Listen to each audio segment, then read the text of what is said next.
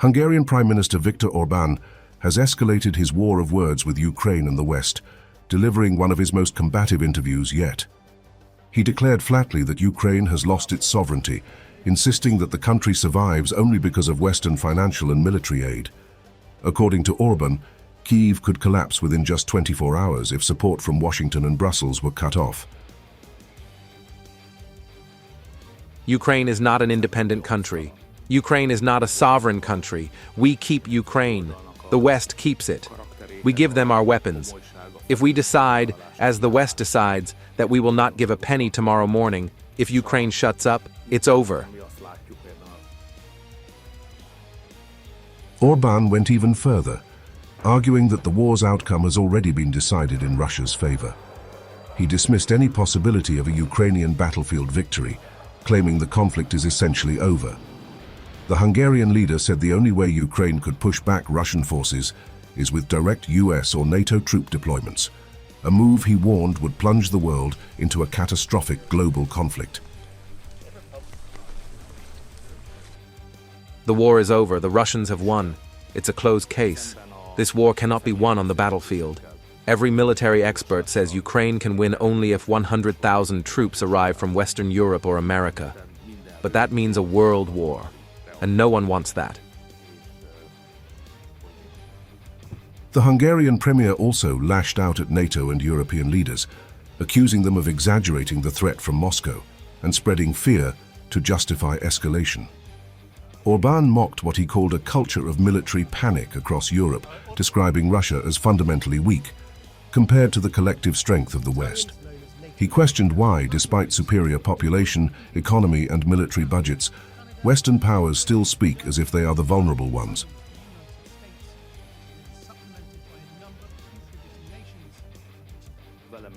Russia cannot harm us. How? Russia is weak compared to us. It is weak militarily, economically, and spiritually.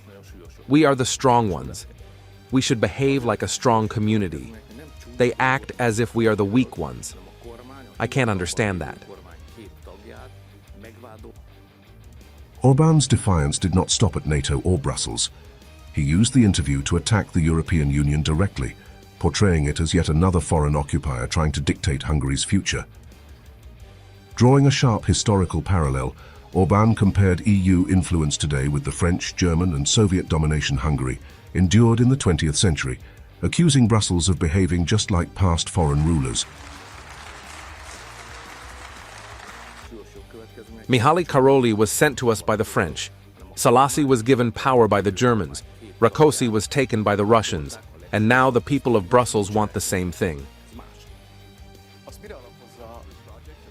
On energy policy, Orbán fiercely defended Hungary's reliance on Russian oil and gas, rejecting both US and EU calls to abandon Moscow as an energy partner. He insisted Russian supplies are not only cheaper, but also safer and more reliable than other alternatives, claiming Hungarian families would ultimately suffer from higher energy prices if Budapest followed Western sanctions. Gas and oil will surely come from Russia. All other sources are less safe. So the security of Hungary is guaranteed by Russia, and it is cheaper. Why should Hungarian families pay more? These are not complicated things.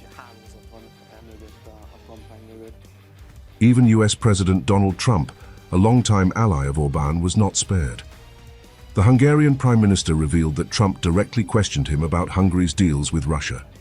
Orbán pushed back firmly, stressing that Hungary will never act as a subordinate to Washington, and that Budapest makes its own sovereign decisions regardless of pressure from the United States. Sometimes we are surprised. So what about Trump and his phone call? Well, it's just about him asking why we buy gas and oil from Russia. I told him, just like I told you before, and he said he understood. There are two sovereign states, and they have sovereign leaders. We are not subordinates of each other. Orbán concluded by casting the war in Ukraine as nothing more than a Western imperial project. He accused the United States and Europe of seeking to carve up Ukrainian land, resources and agriculture for their own gain, while pretending to defend democracy. His final message was clear.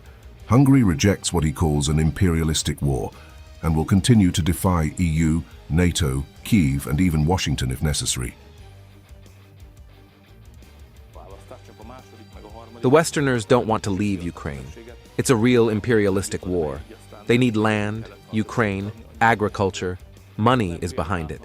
Meanwhile, they act as if they are defending Ukraine, and that's not true. For Orbán, the message is unmistakable. Hungary will chart its own course, even if it means standing alone against Brussels, NATO, Washington, and Kyiv.